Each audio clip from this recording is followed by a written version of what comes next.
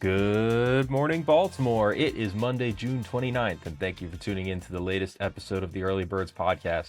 I'm your host, Matt Weyrich, alongside, nobody.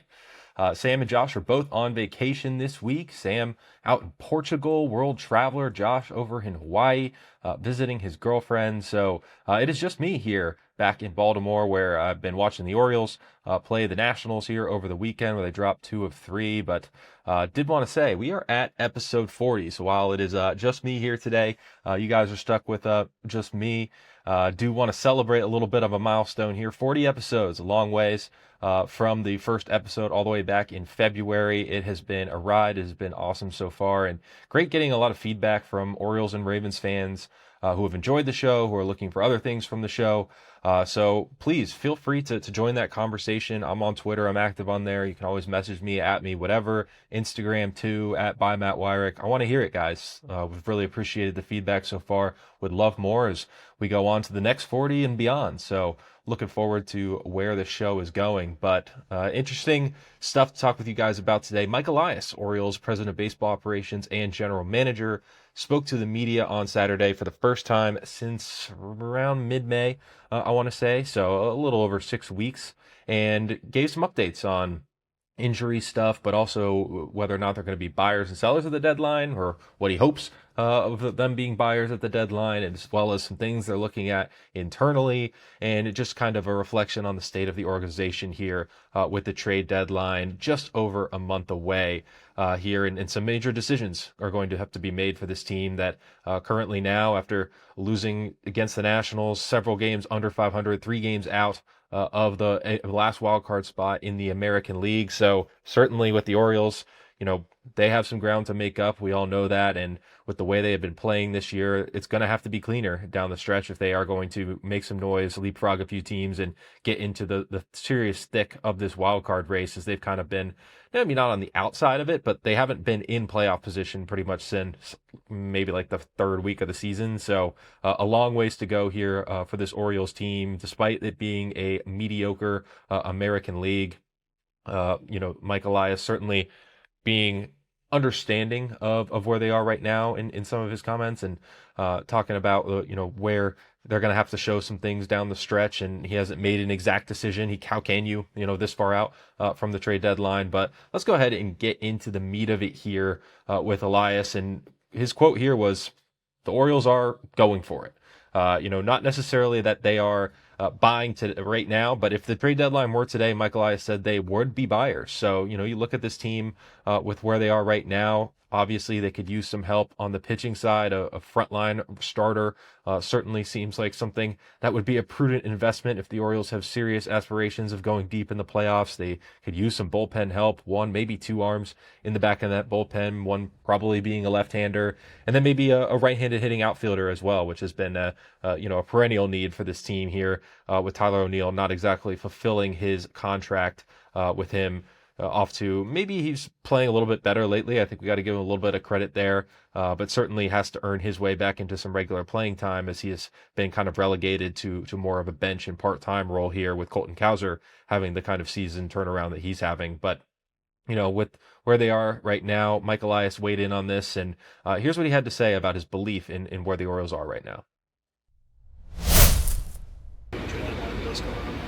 I really hope so. I mean, we're planning that way in case it's the case, but I'm going to have to look at the circumstances and what happens, and I will be doing the right thing for the franchise regardless of everything else. So, we're going to have to see what the standings are and what our team's looking like at that time, but we're certainly making those preparations, and everybody in this building's in the mindset of going for it in 2026. To that point, Mike, is it difficult at all for you to, with the external and maybe internal pressure that you're feeling, to not let that seep into how you approach the deadline, or do you think it's possible that it could impact how you approach the deadline?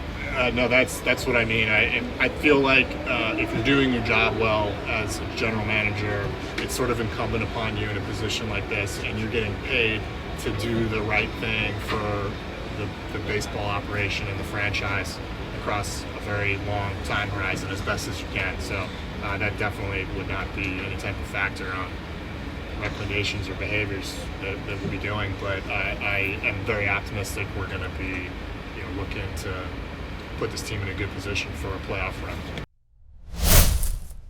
So obviously Elias is very bullish, and why wouldn't he? He constructed this team and is right in the thick of it from the front office point of view. And obviously his job, maybe not dependent on it. We don't really know exactly what David Rubenstein's ownership group is thinking about in terms of job security for Mike Elias.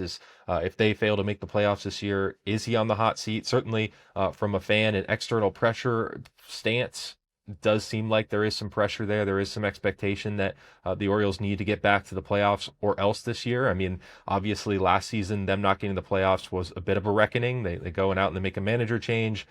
They trade a couple of guys like Grayson Rodriguez, and they go out and kind of overhaul their roster a little bit with Pete Alonso and Blaze Alexander and Shane Baz and Ryan Helsley. Lots of new names that get brought in, and that roster sees a lot of turnover. So between the coaching staff and the roster, we saw a lot of changes last year.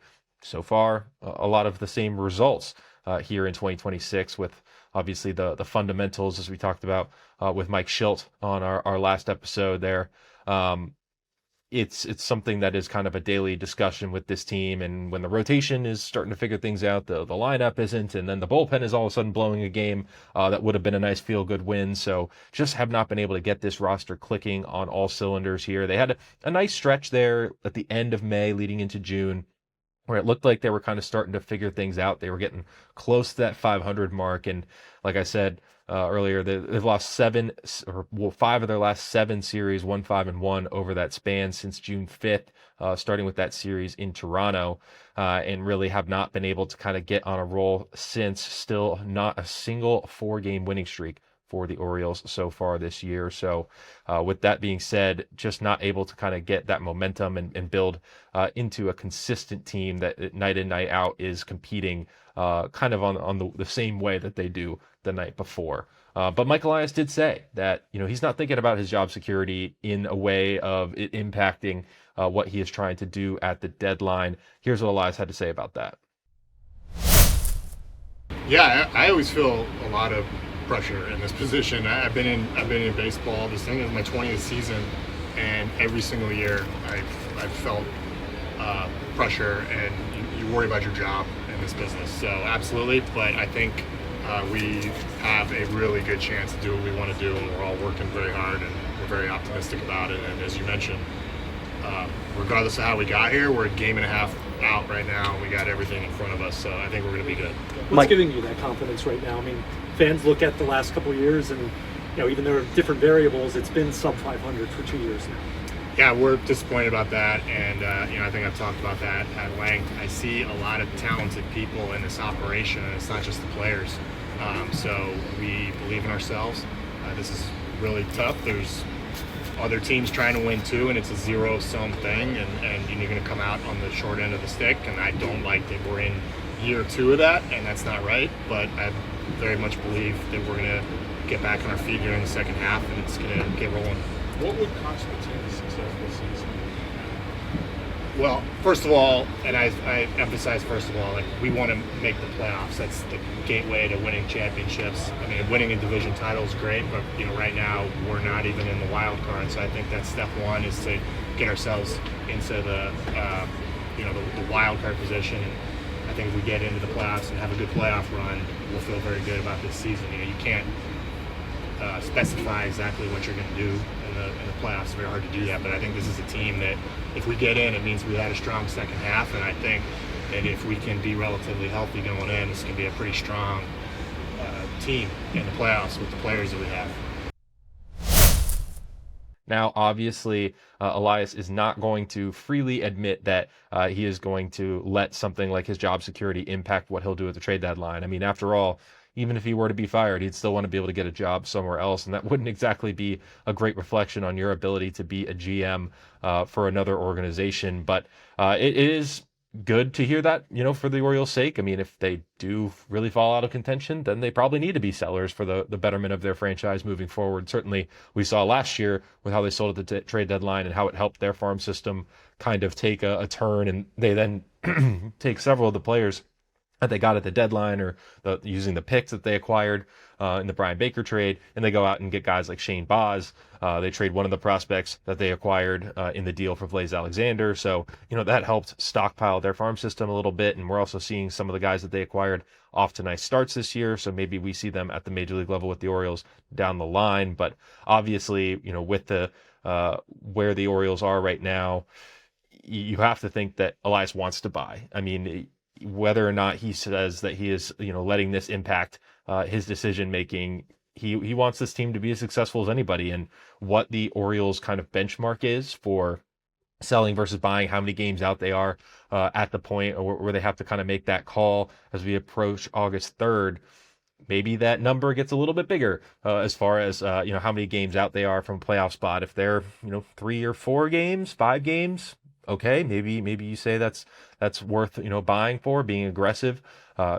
5, 6, 7 games out, number of teams that are ahead of you, that's where you probably start to say, okay, do we need to look at being sellers? Do they maybe even hold pat at the deadline, which is something that I think no team ever wants to do, being stuck in that no man's land situation. But if it's Elias and wanting to be able to get this team to the postseason, maybe he feels that standing pat is the ultimate way of trying to not give up on this season, while also not fully committing one way or the other. They could also try the whole buy a little bit, sell a little bit tactic, but really I'm not a big fan of that. I mean, I just haven't seen it work in a lot of cases over the years, as far as like a team that does it and is able to then make the playoffs.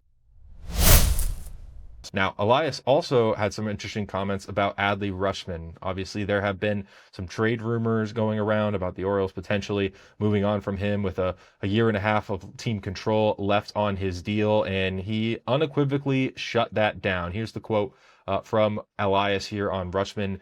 He's basically been the cornerstone since I've been here, so he's been an enormous part of it. I wish our commitment was greater than it is. We want him here forever. That's not something that crossed the desk or the agenda. Our focus, first of all, we want to get it back, but we want to win with him here. I mean, that's some pretty strong words coming from Elias, a guy who typically hasn't weighed in on extension conversations and internal negotiations with players, has been pretty mum about that kind of thing until the news actually drops. And, talking about Boris clients and, things like guys like Samuel Basayo, young players, even before he signed, asking like, are these the kinds of extensions you'd be interested in? Really just says things like, we're open to talk with all kinds of players. But for Rutschman, he is willing to kind of stick his neck out a little bit here and say, we're willing to lose some bargaining power here to express just how much we want Adley Rutschman in the building. And it makes sense. I mean, Rutschman having a great season, a bounce back year here in 2026. And obviously Samuel Basayo is signed long term and may be viewed as the long-term starting everyday catcher of the future,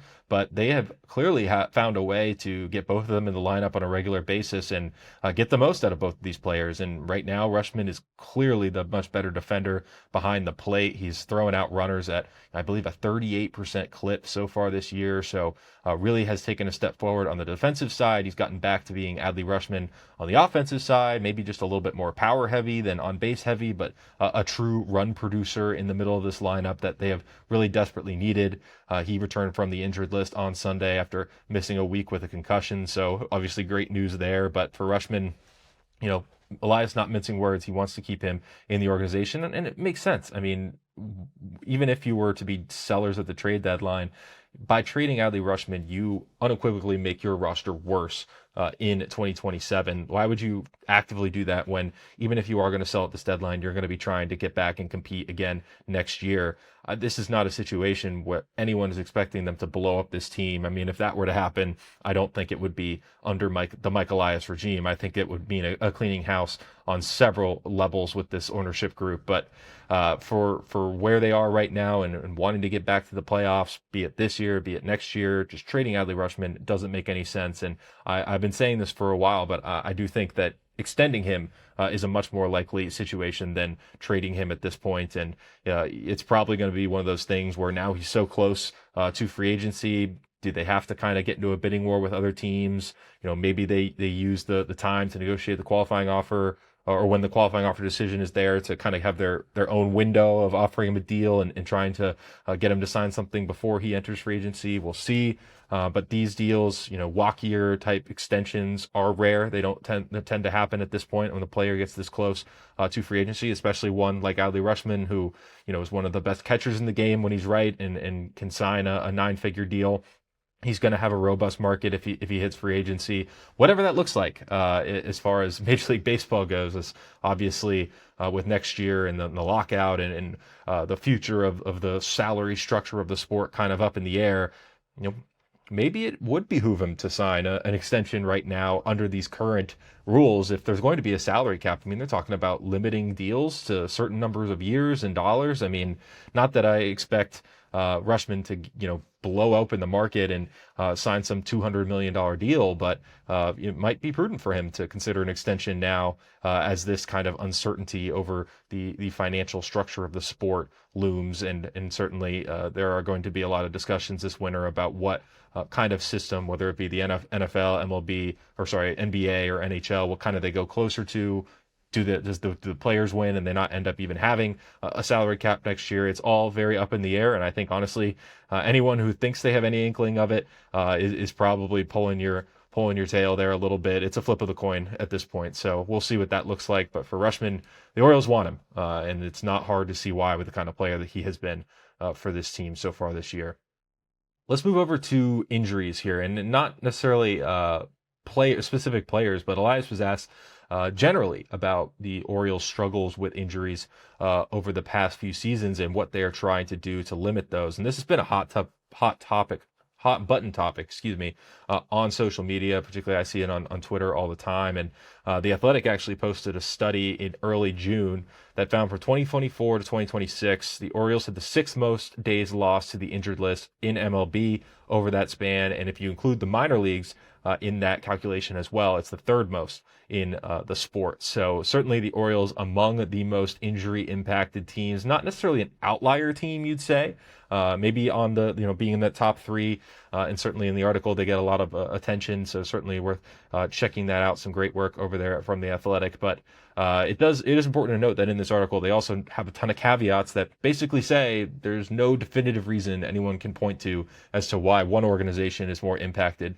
by injuries than another. There's a lot of questions of, is it bat speed and then guys are swinging too hard these days? Is it the amount of, movement guys are getting on their pitches and things like that? MLB did release a study, I believe it was last year, about how hard pitchers are throwing, and that kind of having a correlation to more Tommy Johns and things like that. I don't think that is necessarily what's being argued here, because obviously this is an organizational-wide thing, a team-wide thing. Hitters are getting hurt, pitchers are getting hurt. It's different variety of injuries. Why is this happening? There's really no simple explanation. And from what we got from Mike Elias, he basically said, I'm not going to go into specifics, but he said they are looking at it. In the last several months, we've done a good job of pulling together some data on it and taking a look at it. There's a tremendous amount of misfortune and stuff that you just can't control.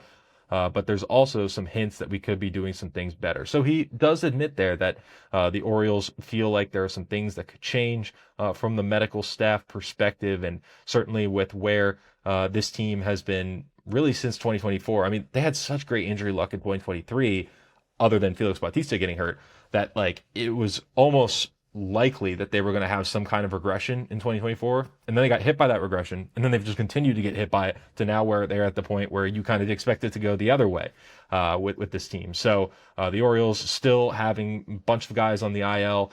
Slowly guys have been coming back a little bit more. So certainly some encouraging stuff there from not letting that compound into having a dozen plus guys on the IL all season. It does seem like they're getting healthier.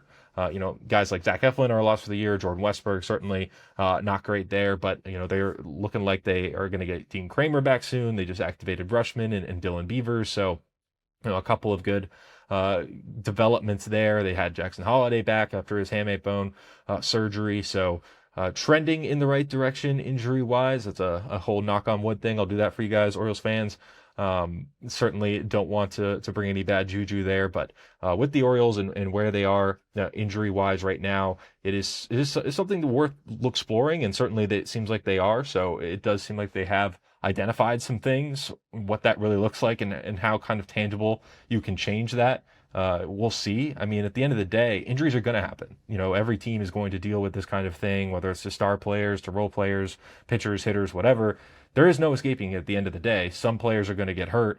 How you can just put your guys in the best position possible to avoid having those kinds of injuries, I think at the end of the day, that comes down to talking to the players, and it's getting feedback with them. It's them being honest about where they are, injury rehabs, and how they're feeling on a day-to-day basis, and playing through nicks and bruises, and what exactly is playable and what's not. So it's kind of a constant communication thing, and that's a two-way street. And as the Orioles move forward and try to put some of these numbers behind them and not let it impact them as much as it has, it is worth seeing kind of how that develops over time.